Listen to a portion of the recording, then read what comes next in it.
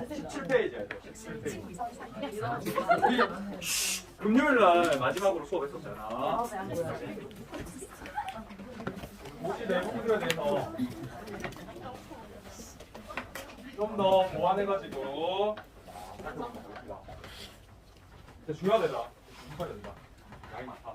지난 시간에 도시 내부 구조 중에서 우리 동심원 모델 했었죠. 도심이랑 어느 지역 비교해봤어? 촐라. 맞아. 주변 지역. 주변 지역을 비교해. 도시 도시 내부가 어떻게 구성되어 있느냐 내부 구조에 대해서 공부합니다. 도심이랑 주변 지역에 대해서 살펴봐서 도심은 도시의 중심부라고 했잖아. 맞지? 접근성이 제일 좋고 접근성이 제일 좋으니까 집가가 가장 비싸고 집가가 비싸다 보니까 그 집가를 지불할 수 있는 업무 관리 기능이라든지 아니면 상업 또는 서비스 기능 이런 기능들이 모여있는 곳이 도심이다. 공부했었고요. 주변 지역은 반대로 도시 내부에서 접근성이 가장 낮은 지역이야. 접근성이 낮다. 그러니까 집가가 저렴하다. 그래서 그 낮은 집가를 감당할 수 있는 주거나 교육이나 아니면 공업 기능이 주로 집중되어 있는 곳이 주변 지역이다라고 말씀을 드렸고 이 도심과 주변 지역이 도시 내부에서 성격이 양극단에 있는 지역이라서 시험 문제 많이 물어본다. 문제까지도 풀어봤습니다. 맞나요? 이번 시간에는 이 도시 내부 구조를 그 도시의 성장 과정과 관련지어서 과정과 관련지어가지고 이해를 해볼까 해. 그래서 나머지 도시 내부 구조도 모두 다 살펴보는 그런 과정을 밟도록 하겠습니다. 짠!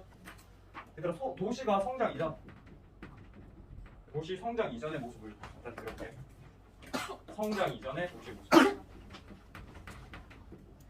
도시가 성장하기 이전에는요 지역분화 일어났을까 안 일어났을까? 지역분화가 일어나지 않았어. 그럼에도 불구하고 대략적인 구분은 되어 있었거든. 무슨 말이냐면 도시의 규모가 작아. 맞죠? 거기에 도시 규모가 작은 곳에 무슨 기능도 있고 상업 기능도 있고 주거 기능도 있을 거 아니야. 공업 기능도 있었을 거 아니야. 상업 기능은 주로 어디에 있었겠니? 나름 우리가 시내라고 불리는 가운데 부분에 주로 무슨 기능이 있었어? 상업 기능이 있었어요. 조선시대 때도 그랬어. 사대문이 있으면 딱 가운데 행정 기능이 뭐가 있었니? 경복궁이 있었고 그 앞에 육조거리가 있었잖아. 육조거리도 역시나 행정 기능이고 그 앞에 또 유기전 해가지고 시장도 있었잖아. 상업 기능들이 가운데 몰려있고 사람들은 어디에 살았어? 바깥에 주변 지역에 살았단 말이야. 그래서 상업 기능이 가운데 배치가 되어 있고 주변에 사람들이 흩어져가지고 살고 있었단 말이야. 맞죠? 그리고 또 뭐도 있었어? 막 공장도 있고요. 공장은 되겠네. 공장도 있었고요. 그러니까 막 사람들이 살고 있었어. 공장이야, 공장. 그러다가 점점 도시가 성장한다. 도시가 성장하면 성장 이후 어떻게 될까요? 성장하면서 뭐가 발생한다? 지역 분화가 발생. 선생님이 지역 분화의 특징 이야기할 때 도시가 성장해야지만 이 지역 분화가 나타난다고 했잖아. 그래서 규모가 큰 도시만 지역 분화가 나타난다. 이런 설명을 드린 적 있거든요. 그래서 지역 분화가 이제 나타나게 되는데 도시가 성장하는 과정에서 가장 중요한 게 뭐냐면 이촌양도 현상입니다. 이촌양도 현상이 뭐니? 맞아. 촌에 거주하던 촌락에 거주하던 사람들이 도시로 이제 이사 오는 걸 이촌양도 현상이라고 하잖아. 그러면 도시의 규모가 작은데 불구하고 주변 촌락에서 계속 사람들이 몰려와. 그럼 도시가 어떻게 해야 되겠니? 커져야 돼. 면적이 넓어져야 돼. 그러면 어떻게 되냐? 요만한 도시가 계속 커져가야 돼. 점점 주변 촌락 지역을 잠식하면서 사이즈가 계속 커져가야 된단 말이야. 팽창해야 된단 말이야. 이 팽창해서 새롭게 만들어진 지역을 도시 내부에서 뭐라고 부르는 주변 지역. 그럼 주변 지역엔 뭐가 들어설까요? 제일 처음에. 주거 기능이 주로 들어서요. 왜 주거 기능이 들어서게 될까? 왜냐면 여기 이제 상업 기능을 담당하는 곳이 있었잖아. 그렇지? 나중에 이제 도심으로 성장할 곳인데 계란 노른자인데 잠깐만. 도시가 이제 성장 이전, 성장 이후 시간의 흐름이 있지. 그렇게 되면 성장 이전에 주변부에 모여 살았던 이 사람들이 어느 정도 기반을 닦게 될 거잖아. 소득 수준이 향상될 거잖아. 그런데 예전에 만들어졌던 지어졌던 주거 지역은 이미 시간이 엄청나게 지났어. 그러니까 주거 환경이 어떻게 되겠니? 낡아요. 열악해진단 말이야. 낡고 오래된단 말이야. 나는 돈을 좀 벌었는데 내가 살고 있는 집은 너무 낡고 오래됐어. 노후화됐어. 그런데 도시 바깥쪽에 새롭게 아파트 단지가 들어선대. 그러면 돈 있는 사람들은 전부 다 어떻게 할 거야? 새롭게 만들어진 주거지역, 즉 아파트 단지로 빠져나가려고 합니다. 그러면서 빠르게 주변 지역에 뭐가 들어서기 시작한다? 아파트 단지가 들어서기 시작. 그리고 이전에 없던 주변 지역들이 만들어지니까 상대적으로 도시 내부의 접근성 차이가 더 많이 벌어지게 돼. 중심부는 접근성이 더 좋아지게 되고 주변부는 접근성이 더 안 좋아지게 되고. 그러면 뭐가 활발하게 벌어진다? 나타난다? 지역 분화가 활발하게 나타난단 말이야. 그럼 접근성 차이에 따라서 지대랑 그 다음에 지가가 확연하게 차이가 나죠. 그러면 이제부터 뭐가 발생한다? 집심 현상과 이심 현상이 발생한다.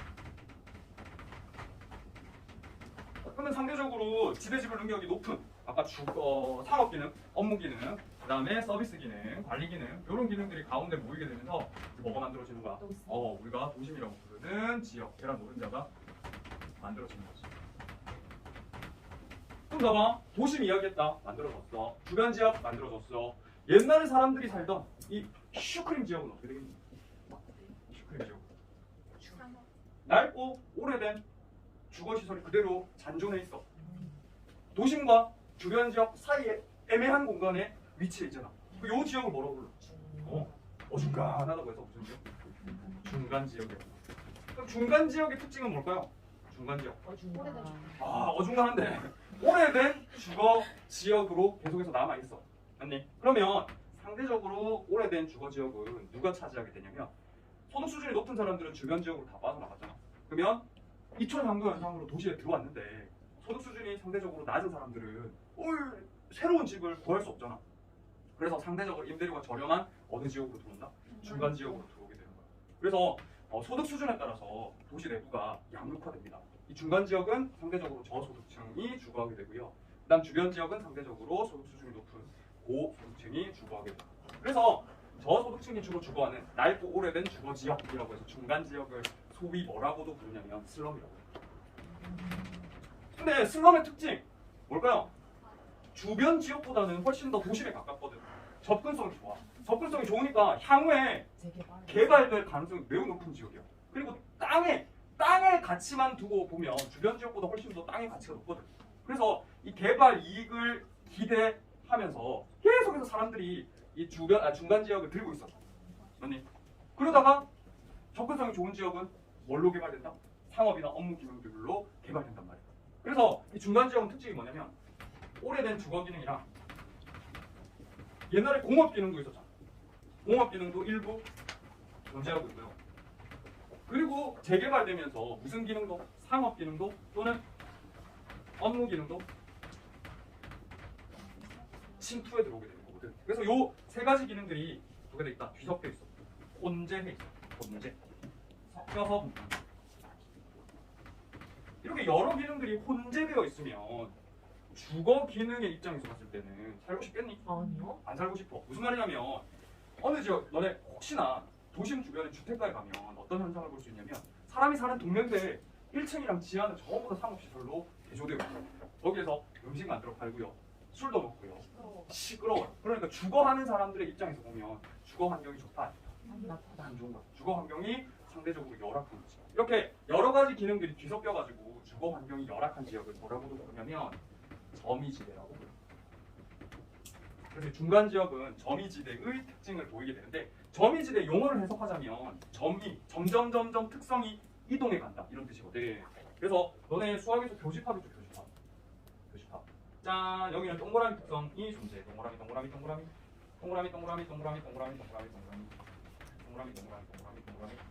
오른쪽에는 세모. 네모를 걸거든. 세모. 교집합은 동그라미랑 세모의 특징이 둘 다 존재하잖아. 그래서 하나의 특징에서 서로 다른 특징으로 이동해 갈 때 두 가지 특징이 동시에 나타나는 이 교집합. 이 공간을 뭐라고 한다? 점이지대라고 한다. 도심, 업무 관리 기능, 상업 서비스 기능 존재해. 주변 지역, 주거 기능이나 또는 교육 기능이나 공업 기능이 존재해. 근데 중간 지역은 둘이 섞여 있잖아. 그래서 이 중간 지역을 뭐라고도 부른다? 점이지대라고 부르는 거죠. 그래서 중간 지역은 물어보는 거 딱 한 가지밖에 없어. 뭘 물어볼까? 땅의 가치는 높다고 했잖아. 접근성이 좋다고 했잖아. 그래서 미래에 이 열악한 환경을 개선해가지고 새롭게 도시 계획을 수립하는 뭐가 발생한다? 도시 재개발이 난다. 그래서 중간 지역은 재개발과 관련지어 가지고 질문을 할 수가 있습니다. 중요한 건 뭐와 뭐, 도심과 주변 지역의 특징을 비교하고 이해하는 게 가장 중요하다고 이야기할 수 있습니다. 알겠죠? 자, 그래서 이 도시가 성장하는 과정 속에서 도시 내부 구조가 어떻게 만들어지는지 간단하게 살펴봤습니다. 그런데 여기서 더워져가지고 또 머리가 혼미해진다. 근데 여기서 또 하나 우리가 알아둬야 될 게 있어. 바로 뭐냐면 플러스 알파로 부도심을 알아야 돼. 부도심. 얘들아, 부도심은 뭐라고도 부른다? 부심, 자부심할 때 부심으로도 불립니다. 부도심! 의미가 뭘까? 도심의 기능. 맞아, 도심의 기능을 일부 분담하고 있는 또 다른 중심지를 부도심이라고 불러요. 그러면 부도심은 이 과정 속에서 어떻게 만들어질 거야? 교통선. 어떻게 만들어지냐면 도시의 규모가 커지잖아. 그리고 사람들이 늘어나잖아. 그럼 그 사람들을 이동시켜야 되죠, 그죠? 교통망이 발전한단 말이야. 교통망이 발전하면 도시 내부에 상대적으로 교통이 편리한 지역들이 하나둘 생긴다. 교통망이 막 뒤죽박죽 엇갈리면서 교통망과 교통망이 교차하는 지점들이 막 발생한단 말이야. 그리고 이 교통망이 교차하는 지점은 접근성이 좋기 때문에 도시 외부와도 쫙 이런 식으로 교통망이 연결돼요. 그러면 도시 내부에서 이렇게 교통망이 교차하는 지점은 교차하지 않는 지점보다 훨씬 더 어떻게 된다? 접근성이 높아진다. 접근성이 높아지게 되면 여기서 이제 중요한데 원래는 뭐였냐면 대부분의 부도심은 원래는 주변 지역으로부터 출발해. 주변 지역으로부터 출발하기 때문에 기존에 무슨 기능이 있었어? 주거 기능이 있었어. 맞죠? 주거 기능이 있었는데 갑자기 이제 교통이 편리해지는 거야. 교통이 편리해지면서 뭐가 좋아진다고? 접근성이 좋아진다고. 접근성이 좋아지면 지대 혹은 지가가 어떻게 돼?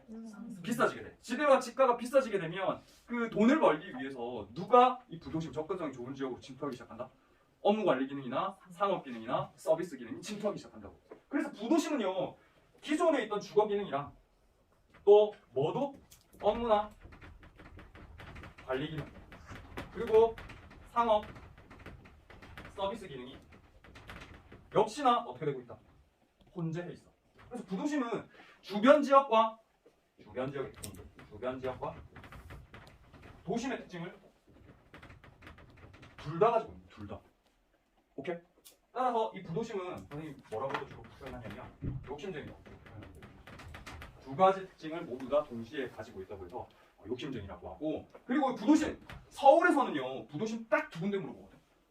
어디가 서울의 대표적인 부도심이냐면 강남구랑 영등포. 그래서 도심은 우리 살펴봤잖아. 중구, 종로구가 주로 도심이라고 했죠. 주변 지역은 어디라고 했어요? 노원구, 도봉구, 강동구, 강서구 이 정도 나온단 말이야. 근데 부도심은 어디냐면 강남구랑 영등포. 선생님이 분석해봤더니 중구, 종로구는 얘들아 지하철 노선이 한 몇 개 정도 교체할 것 같아? 총 9호선까지 있어. 9호선까지. 몇 개 정도? 모르겠습니다. 6개가 교체해요. 종로구, 중구에 지하철 노선이 한 6개 정도 교체한단 말이야. 그러면 9개 중에 6개는 3분의 2잖아. 맞죠? 뭘 잡아타면 한 70%는 어디로 간다? 도심으로 간다고. 그만큼 접근성이 좋아. 그럼 강남구랑 영등포는 한 몇 개 정도 교체하고 있을까? 4개. 5개. 또 살펴보니까 5개 정도 교체하고. 그만큼 이 도심과 비견될 정도로 또 접근성이 좋고, 특히나 강남구랑 영등포구는요 어디로 가기 위한 길목이냐면 강남은 남서쪽으로 남동 쪽으로 가기 위한 길목이에요. 거꾸로 이야기하자면 경부고속도로가 강남구를 통해 가지고 서울로 들어옵니다. 그래서 서울에서 가장 큰 고속버스 터미널이 어디니? 강남 고속버스 터미널이잖아. 그렇죠? 사람들 대부분 여기서 내리면 지하철로 이송하거나 아니면 버스로 이송을 해야 될 거 아니야. 접근성이 엄청나게 좋고, 영등포구는 어디로 가는 길목일까요? 남서쪽으로 가는 길목이야. 인천, 등지, 그 다음에 화성, 또 밑에 평택 이런 쪽으로 가기 위한 길목이기 때문에 영등포구와 강남구가 상당히 서울 내부에서 접근성이 좋은 지역이다. 그래서 부심이다. 이렇게 이해를 해주시기 바라겠습니다. 알겠니? 자, 위로 올라갈게. 그러면 학습지를 통해 가지고 마지막으로 정리를 해볼게. 중간 지역, 도심과 주변 지역 사이를 지하고 있어요. 도심과 주변 지역 사이. 일부 지역은 거의 대부분 지역이야. 오래되어 노후화된 불량 주택이 분포하고 있습니다. 그리고 기존에 있던 주거 기능이랑 교육 기능에 덧대어서 도심에서 확장되어 나오는 무슨 기능도, 업무 기능도 섞여 있기 때문에 이런 지역을 점이지대라고 하고, 그리고 대체로 주거 환경이 어떻다? 불량. 주거 환경만으로 보자면 불량. 여러 가지 막 환경이 섞여 있으니까 선생님 사는 곳이 상남동이거든. 상남동 주거 환경이 열악해. 상남동 주변에 상업 중심지가 있잖아. 거기서 계속 뭐 횟집들이 밖으로 빠져나오고 커피숍 빠져나오고 하면서 시끄러워. 동네가 시끄러워. 그 주거 환경 본연의 기능을 잘 못해. 그래서 주거 환경이 열악해. 또 선생님 사는 아파트가 오래됐어. 거의 25년 됐나? 30년 됐나? 95년에 입주했거든? 아, 내가 입주한 거야. 95년에 아파트가 만들어졌단 말이야. 지금 2023년이니까 몇 년 된 거냐? 28년? 엄청나게 오래됐단 말이야. 그래서 선생님 같은 젊은이들만 들어오는 거지. 최근에는 이 주거 환경이 열악하기 때문에 미관을 개선하고 토지 이용의 효율성을 높이기 위해 뭐가 많이 이루어진다? 재개발이 이루어져. 선생님 집 재개발하려고 막 조합 만들고 그러고 있어. 우리 집 주변이 전부 다 재개발되고 있어. 다음 선생님이 젊은 중간 지역. 그다음 부도심 볼게. 부도심. 도시가 성장하는 과정에서 등장합니다. 도시의 규모가 작은 곳은요 부도심이 있을까 없을까? 없어요. 충분히 규모가 커야 돼. 그 다음에 도심과 외곽을 연결하는 교통이 결절에 형성된다. 결절은 교차하는 것. 맞죠? 교통망과 교통망이 교차하는 것. 그래서 접근성이 도심과 마찬가지로 양호해서 지대 및 지가가 대체로 높은 편이고 접근성이 좋다 보니까 여러 상업 기능이라든지 업무 기능들이 침투하기 때문에 결국은 어떤 기능을 하냐면 도심의 기능을 일부 분담하는 역할, 나누어 안는 역할. 무슨 말이냐면 옛날에는 쇼핑하려면 어디를 갔어야만 해? 도심에 갔어야만 한단 말이야. 그렇지? 그런데 부도심이 생겨나면서 여기에 상업 기능들이 또 모이게 되죠. 그죠? 그러니까 굳이 도심까지 가지 않더라도 어디에서 해결할 수 있는 거야? 부도심과 해결할 수 있다는 뜻이야. 요거를 접목을 시켜보자면 옛날에는 그 종로에 명동 가야지만 쇼핑할 수 있었어. 맞죠? 그러니까 사람들이 다 명동으로 쇼핑하러 왔었단 말이야. 거기 백화점 본점들이 다 모여있거든요. 근데 지금은 어디를 가도 쇼핑할 수 있어. 아까 강남이랑 영등포가 서울의 주요 부도심이라고 했잖아. 강남에 백화점 많죠? 그 사람들 굳이 명동에 안 가는 거야. 강남에 쇼핑하고 또 어디서? 영등포에 가서도 쇼핑하는 거야. 영등포 가면 신세계 백화점 있고 이번에 한 개 더 만들어졌잖아. 여의도에. 더 현대. 계속 만들어지는 거야. 현대백화점. 좀 있어 보이게 더 현대라고 현대백화점. 현대백화점 만들어졌어요. 그러니까 그 지역들이 도심의 기능을 나누어 갖다 보니 도시 입장에서는 어떻게 됐냐면 인구를 분산시키는 역할을 해요. 옛날에 명동 와가지고 쇼핑하다 보니까 명동이 미어 터졌어. 명동 가는 길이 계속 막혔단 말이야. 근데 분산되다 보니까 쇼핑하는 인원이 분산되다 보니까 그만큼 훨씬 더 쾌적해졌다. 과밀화를 완화시킬 수가 있다. 이렇게 이해할 수가 있는 거지. 오케이. 자, 개발 제한 구역은 선생님 말씀드렸죠. 그러면 뿅 이제 세부적인 디테일 내용들을 살펴보고 문제도 한번 보겠습니다. 자, 17페이지 하단에 보면 실제로 시험 문제 출제됐던 그래프를 가지고 왔어요. 여기 우리가 읽어볼 수 있는 내용 한번 짚어봅시다. 자, 먼저 오른쪽. 서울의 주요 구별 주간 인구 지수랑 상주 인구가 나와 있는데 X축에는 상주 인구야. Y축에는 주간 인구 지수야. 주간 인구 지수가 지금 뭐라고 그랬어? 맞아. 낮에 사람이 얼마나 많은지를 수치화시킨 게 주간 인구 지수라고 했잖아. 도심이 주간 인구 지수가 어떻다? 도심이 높게 나타.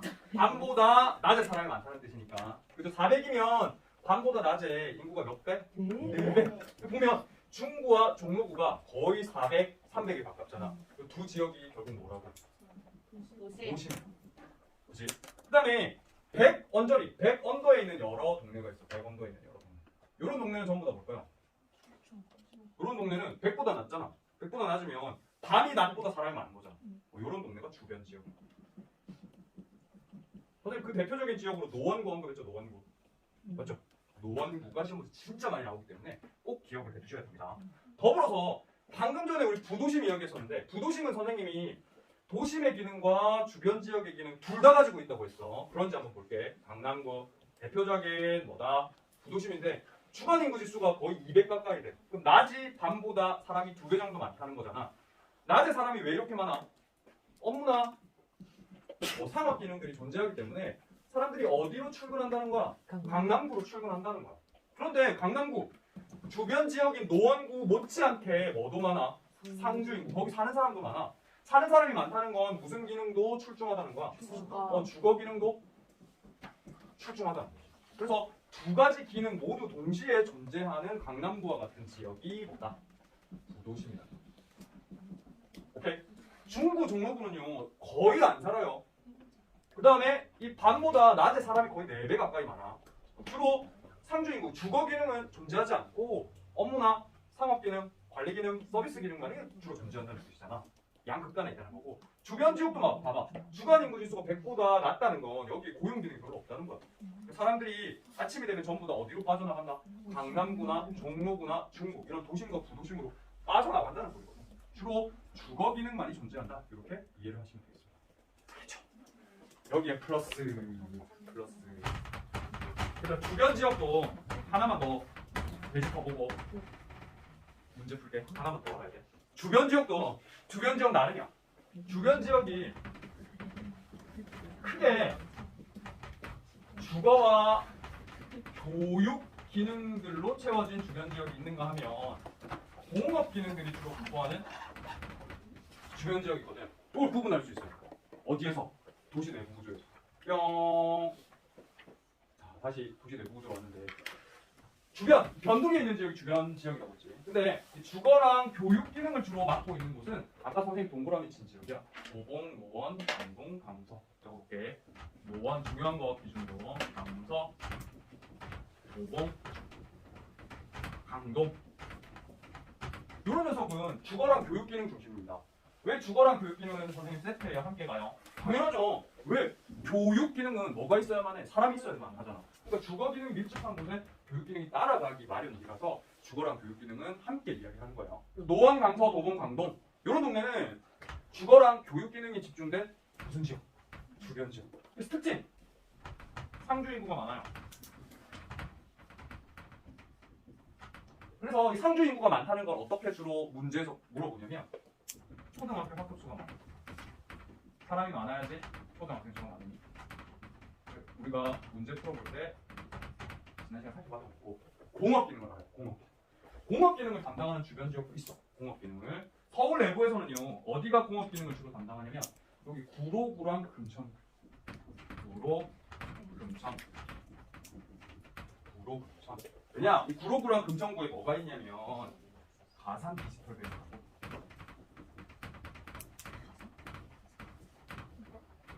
산업단지가 있어. 산업단지. 그래서 요거 하나 알아둬요. 요거 많이 물어보거든 최근에. 공업 기능을 담당하고 있는 뭐도 있다? 주변 지역도 있다. 그러면 공업 기능을 담당하는 주변 지역은 특징이 뭐예요, 선생님? 공업이 다른 말로 뭐라고? 물건을 만든다 해서 제조업. 제조업 사업체수가 나와. 사업체수가 엄청나게 많아. 그래서 주거 교육 기능이 주로 분포하는 노원, 강서, 도봉, 강동과는 조금 구분이 됩니다. 오케이. 여기는 공업 기능이 주로 분포해 있는 주변 지역. 주변 지역 중에서도 강서구나, 강동구나, 노원구나, 도봉구는 뭐가 주로 분포하는? 주거나 교육 기능이 주로 분포하는 주변 지역. 이렇게 여러분들 구분할 수 있었으면 좋겠네요. 되죠? 자, 방금 전에 설명드렸던 내용 그래프로 확인합시다. 역시 17페이지 바로 아래로 내려오면 금천구를 설명하려고 그래프 하나 넣어놨어요. 짠, 주간인구 지수 같습니다. 그죠? 중구가 상당히 높게 나타나네. 종로구 높게 나타나네. 400, 300. 맞지? 근데 X축이 제조업 사업체수야. 제조업 사업체수. 제조업 사업체수가 서울 내부에서 가장 많은 곳이 어디야? 금천구야. 금천구. 그래서 금천구는 주변 지역이긴 주변 지역인데 뭐를 담당하는? 공업 기능을 담당하는 주변 지역이다. 그리고 이 금천구의 주간인구 지수를 한번 살짝 볼래요? 살짝 보면 100보다 조금 더 높아. 100보다 조금 더 높다는 말은 낮이 밤보다 사람이 좀 더 많다는 거잖아. 낮에 사람이 왜 좀 더 많은가? 맞아, 제조업이니까. 이 제조업도 결국은 고용 기능이잖아. 일하러 주변 지역에서 사람들이 들어오다 보니까 이렇게 주간인구 지수가 조금 높게 나타나. 노원, 강서, 도봉, 강동은 완전히 100보다 아래. 근데 얘는 조금 더 높게. 그것도 같이 이해할 수 있었으면 좋겠습니다. 알겠네? 네. 자, 요거는 조금 이따 봅시다. 문제 풀어봐야 되겠어. 정신 차리기 위해서 문제를 풀어볼게요. 자, 네, 요거 바로 풀어보도록. 요거 우리 2022년 6월 모의고사 풀었어. 그렇지? 두 문제밖에 안 풀었지. 네. 요거 한번 풀어봅시다. 네. 풀어보자.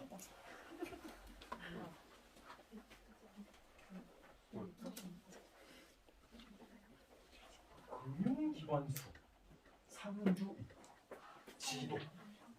지도가 나오면 뭐부터? 선생님 늘 강조하는 지도가 나오면 뭐부터? 어디일까? 지도가 나온 법.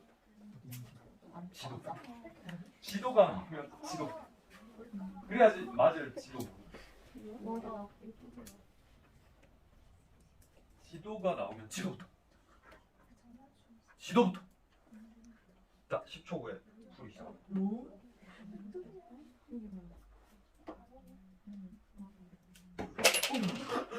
지도가 나오면 지도부터. 지도가 나오면 지도부터.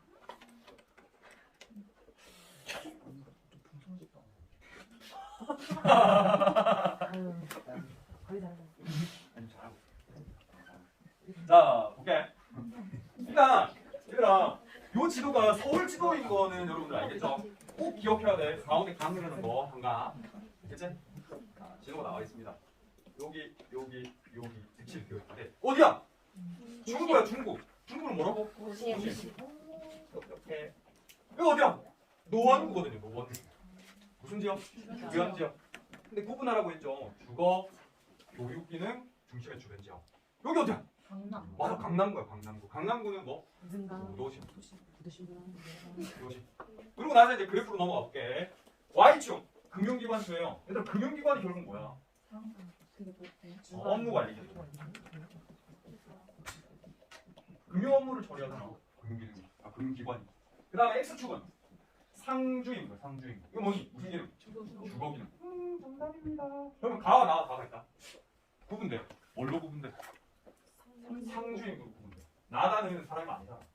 가는 사람이 거의 안 살아. 사람이 안 산다 어디야? 가 아니야? 사람이 안 산다. 가. 사람이 안 사는 곳. 인구 공동화는 사람이 나타나는 곳. 여러분들 금융기관 수에 낚였을지도 모르겠는데 사람이 안 산다. 여기에 좀 더 주목해야 돼. 그거는 조금 이따 설명드릴게요. 하면 이제 나와 다 중에서 주변 지역과 부도심 구분해야 되잖아. 주변 지역과 부도심 중에서 금융기관 업무 관리 기능이 훨씬 더 발달한 무슨 어디야? 강남. 부도심. 그러니까 나가 어디야? 강남 부도심. 그다음 다는 어디야? 사람은 많이 사는데 업무 관리 기능이 전혀 없어. 주변 지역. 그치? 맞니? 오케이. 근데 여기서 금융기관 수, 이 절대적인 업무 관리 기능의 수에 따라서 도심과 부도심 구분을 할 때 이게 강남구가 서울이 의도적으로 개발한 곳이기 때문에 강남구가 솔직히 말해서 지금은 업무 관리 기능이나 서비스 기능이 훨씬 더 발달되어 있어. 하지만 뭘 보고 판단해야 되냐면 주거 기능 대비 업무 관리 기능이 얼마나 많은지 이 상대적인 비교가 필요하단 말이지. 부도심은요 주거 기능도 많으면서 업무 기능도 많다. 근데 도심은 주거 기능 거의 없고 뭐만 업무 기능만 과하게 많다. 그러니까 지역 분화가 어디가 더 뚜렷하게 나타나는 거야. 기능에 따른 구분이 강남이 훨씬 더 확실하잖아. 이 지역 분화가 훨씬 더 뚜렷한 곳이 상위의 고차 중심지다. 이것도 하나의 도심과 부도심도 하나의 중심지 역할을 하는 거잖아. 둘 중에서는 누가 더 계급이 위다, 우위다. 도심이 훨씬 더 우위라는 거야. 가가 도심이고 나가 부도심. 이렇게 이지를 할 수 있어야 되겠습니다. 찾으면 답은 쉬워요. 기억. 가는 나보다 초등학생 수가 많다. 가는 나보다. 어디가 사람이 많이 살아? 강남이 사람이 많잖아. 사람 많이 사는 곳이 초등학교 학급 수가 학생 수가 많겠죠, 그죠? 기억해요. 그다음에 니은 가는 나보다 주간 인구 수가 높다. 가랑 나랑 어디가 더 높다고? 도심이 훨씬 더 높아요. 아까 수치로 선생님 이야기했었는데 도심 거의 400 가까이 되고요. 부도심 200 가까이밖에 안 돼. 그러니까 도심이 훨씬 더 주간 인구 수가 높죠. 이건 맞네요. 디귿 가는 나보다 중심 업무 기능이 우세하다. 어디가 더 우세하다? 가가 더. 그래서 가와 나는 중심 업무 기능이 우세하다 이런 말 잘 안 써. 알겠지? 오히려 강남이 더 발달해 있을 수 있기 때문에. 그다음 리을 다는 나보다 상업 지역의 평균 집값이 높다. 어디가 더 집값이 높겠니? 다는 나보다. 나가 훨씬 더 높겠죠. 답은 리을 3번. 오케이. 자 이게 언제 문제였어?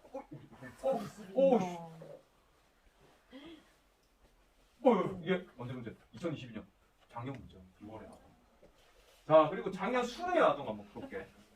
바로 밑에 문제입니다. 요거는 이제 제조업도 나오고 있어. 최근에 또 트렌드기도 한데 비슷한 두 지역을 이렇게 묶어가지고 물어본 경우도 있거든요.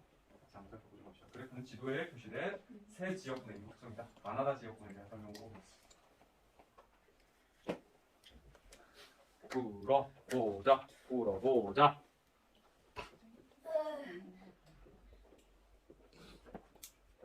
무조건 한 문제. 내년 3월에 난다.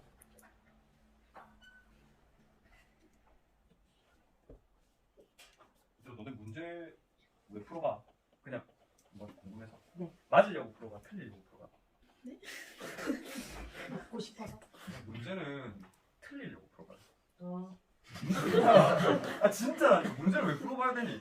내가 이거를 아는지 모르는지 구분해 보려고 푸는 거잖아. 맞으면 좋잖아요. 맞으면 기분만 좋잖아. 어, 모르면 미래가 좋아지고. 왜 다시 공부할 기회가 생겨? 모르는데 공부를 안 하면 어떡해요? 그건 망하는 거지. 틀리려고 풀어라. 틀리려고. 아 내가 이거 모르구나. 다시 계속 다시. 왜? 알아야 풀지. 자 봅시다.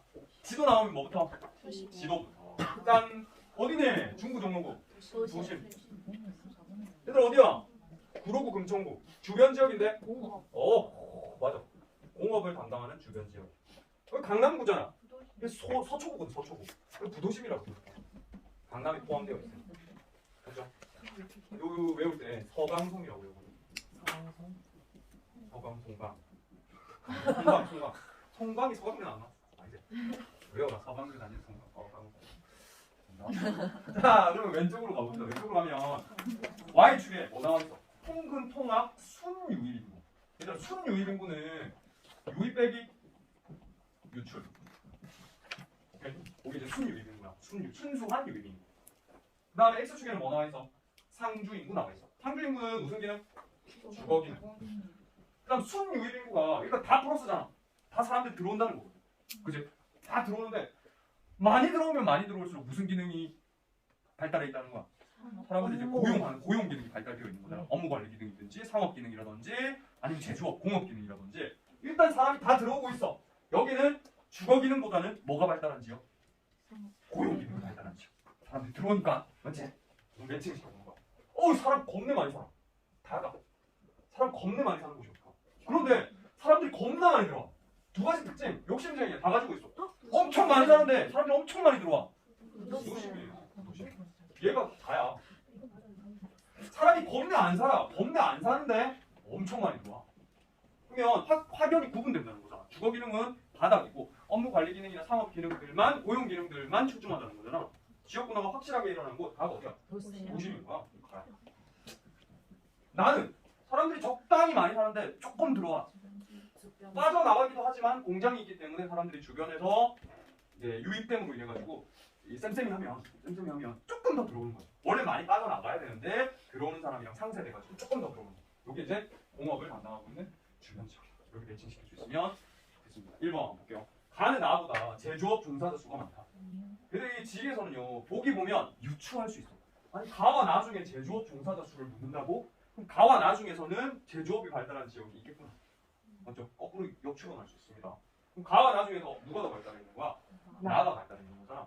이거 가는 나보다 상업 지역의 비율이 높다. 가랑 다랑 비율. 이거는 어디가 발달했는지 물어보지 않았어. 그 지역 내의 상업 지역의 비율. 어디가 더 높겠니? 그 갭 차이가 어디가 더 크게 벌어져? 가가 훨씬 더 크게 벌어지잖아. 왜? 주거가 다 빠져나왔어요.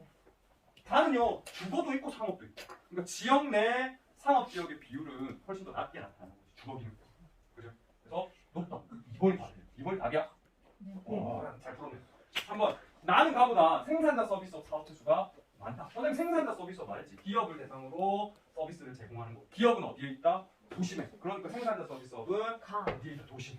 맞죠? 4번. 나는 나보다 금융기관 수가 많다. 어디가 더 많겠니? 도심이나 부도심이 훨씬 더 금융기관 수가 많겠죠.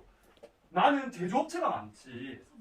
이런 업무 관리 기능들은 그렇게 많지 않단 말이야. 그래서 되고. 5번. 다는 나보다 주간 인구 지수가 높다. 가랑 주간 인구 지수 어디가 높다고? 도심이 높다. 그래서 답은 2번이 돼요. 이거는 조금 도시 내부 구조 문제 중에서도 까다롭게 출제된 문제예요. 좀 더 많이 알아야 되죠. 좀 더 많이. 이때까지 풀었던 두 문제는 그닥 많이 알지 않아도 풀 수 있는 문제였거든요. 그러니까 3점짜리가 아니지. 그치? 이거는 도시 내부 구조를 좀 어렵게 내보자 해가지고 3점짜리로 출제된 뭐가 되겠습니다. 하나만 더 풀고 마칠게. 누가 시간? 왜냐면 선생님이 서울이 너무 식상하면 어디도 나올 수 있다고 했어.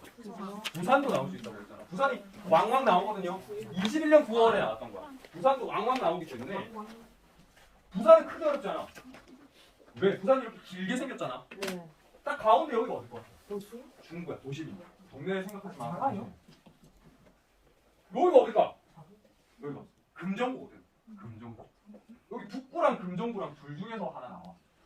여기 어디냐면 주변 지역, 주변 지역. 화명동 들어가지. 화명동 이 북구. 양산이랑 다 여기. 화명동한테 간다. 그다음에 여기 어딜까요? 이 부산 나쁜 놈들. 원래 여기가 부산이 아니었어. 맞아. 강서구. 와, 강서구. 낙동강의 서쪽. 원래 김해였거든. 근데 확장돼가지고 강서구가 된 거지. 강서구에 김해국제공항이잖아. 원래 김해공항이었다니까. 나쁜 놈들이. 서울도 진짜 나쁜 놈들이니까 김포공항인데 갑자기 강서구 하면서 서울로 됐어. 원래 김포군이었거든. 어쨌든 강서구는 뭘까요? 여기에 혹시나 들어본 친구가 있을란가 모르겠는데 녹산공단이 있어요. 공단. 전부 산업단지. 오케이. 그래서 여기는 뭐다? 이름은 강서구. 주변 지역 중에서 공업 기능을 주로 담당하는 주변 지역이다. 맥락은 똑같아요. 여기는 주거랑 교육 기능을 담당하고 있는 주변 지역. 이 배경 지식만 알면 여러분들 알 수 있을 겁니다. 바로 그래프 볼게. 왼쪽 볼게요. 딱 보면 주거용, 상업용, 공업용이다. 공업용이 많다 그러면 어디니? 강서구입니다. 강서구. 그래서 여기가 어디다? 가. 그 다음에 건축 면적의 용도별 비율인데 주거용이 겁나 많아. 어디야? 여기 금정구예요. 가야. 맞죠? 훨씬 더 뻔하죠. 그죠? 서울보다는. 그 다음 나. 상업용이 많다. 도심인 거지. 나. 그리고 나서 문제 한번 풀어볼래? 1, 2, 3, 4번. 다 풀었어. 이거 풀고 쉴 거야. 몇 분이야? 20분. 10분. 똑같이 10분. 5분은 10분 휴식 얼마? 15분 휴식 아니에요? 오후도? 10분, 5분은 10분. 미친 언니. 아니,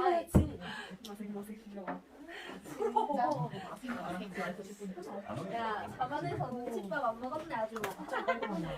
아니요. 여기서 금정구가 월요일이 바로 그거야. 쌍수. 자, 보자. 1번. 얘들아, 요즘에 이런 문제 자주 나오거든요. 그러니까 지역을 아느냐 모르느냐 이런 문제 자주 나오는데 나는 경남과 행정구역이 접해 있다. 아니죠. 아니죠. 가랑 다는 접해 있다. 여기 동남이잖아. 옆에 김해고요. 양산이거든요. 접해 있는데 나는 아니야. 부산 딱 중심에 있으니까. 뭐야? 이거 가는 나보다 제조업이 많다. 어디가 많다고요? 가가 많다고요. 네. 역시나 거꾸로 추론해봐. 아니 제조업이 물어본다 그럼 가가 다 중에 강서구란 거지. 그렇지? 그다음 3번 나는 나보다 초등학생 수가 많다. 아니죠. 주거용 면적이 더 넓은 데가 초등학생 수가 많겠죠. 4번 나는 나보다 시가지 형성 시기가 이르다. 요거 물어봤네. 이게 답이거든. 시가지 형성 시기. 선생님이 그림에서 설명을 했는데 시가지는 어떻게 확장돼? 중심부에서 주변부로 확장돼.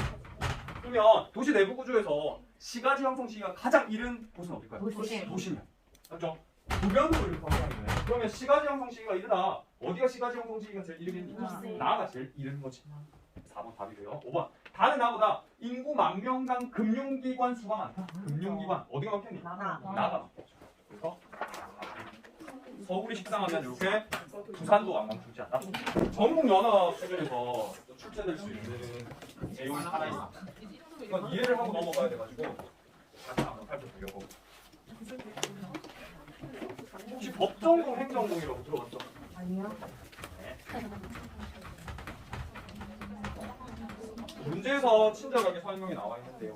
문제는 22페이지입니다. 22페이지에 4번 문제인데 전국연합에서 한번 우리가 만나볼 수 있어.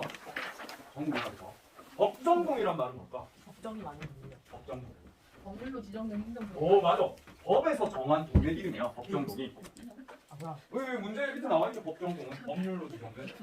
법정동 어떤 게 있을까요?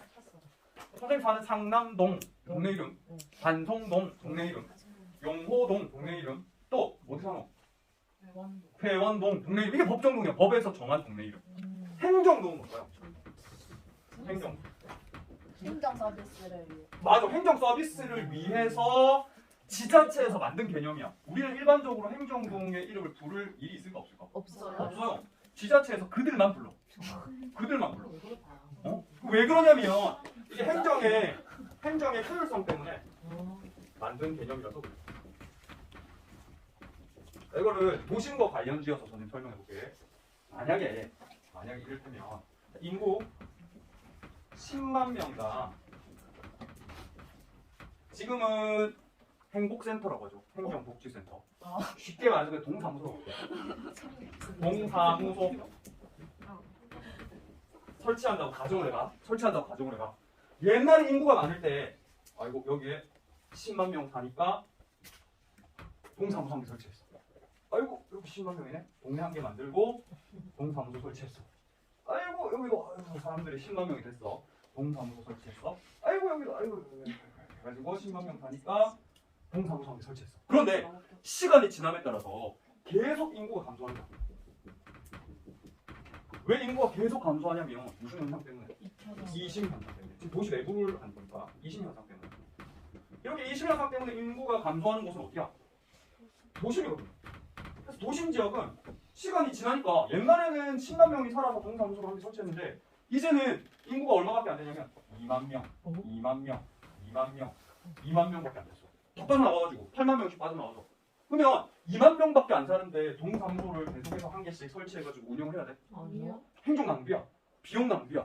맞지? 그래서 지자체에서 어떻게 했냐면 인구가 계속 주니까 이 4개의 법정동을 하나로 묶어가지고 하나의 행정동으로 만들고 기존에 있던 동사무소 다 없애고요.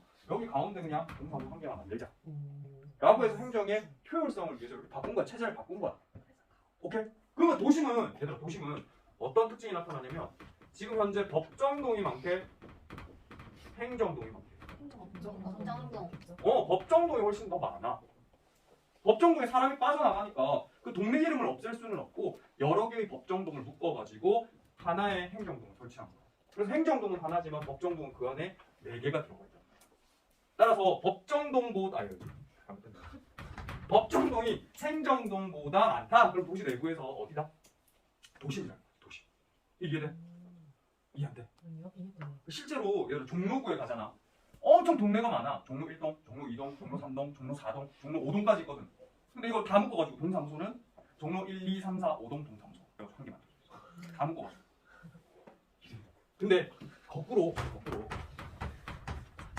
결론부터 말씀드리자면 행정동이 법정동보다 더 많은 동네도 있어.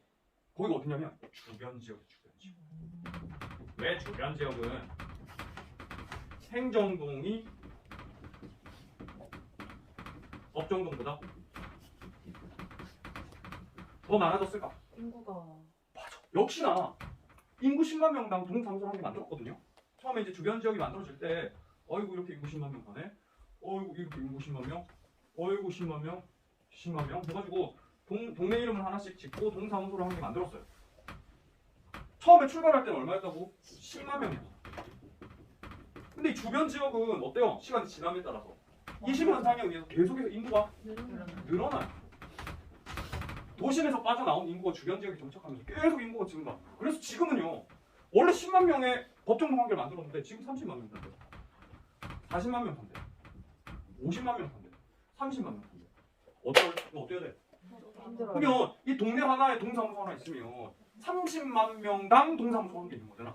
50만 명당 한 개 있는 거잖아. 민원인들이 얼마나 불편하겠어. 그래서 훨씬 더 민원인의 편의를 위해서 어디에서 없앤, 도심에서 없앤 동사무소를, 주민센터를 어디로 옮겨오는 거야? 주변 지역으로 옮겨오는 거야. 따라서 여기서는 30만 명이다. 애초부터 10만 명당 동사무소를 한 개 만들기로 했잖아. 이거를 행정동, 3개의 행정동으로 쪼개는 거라. 각각 동사무소를 이렇게 만드는 거야. 여기도 4개를 쪼개는 거야. 어이? 하나, 둘, 넷. 그러니까 행정동이 많아, 법정동이 많아. 하나의 법정동을 여러 개의 행정동으로 쪼갰으니까 행정동이 더 많은 거지. 따라서 행정동이 더 많은 동네는 어디다? 주변 지역. 행정동보다 법정동이 더 많은 지역은 어디다? 도심. 특성. 도심은 인구가 감소하기 때문에 법정동이 행정동보다 많은 것이다.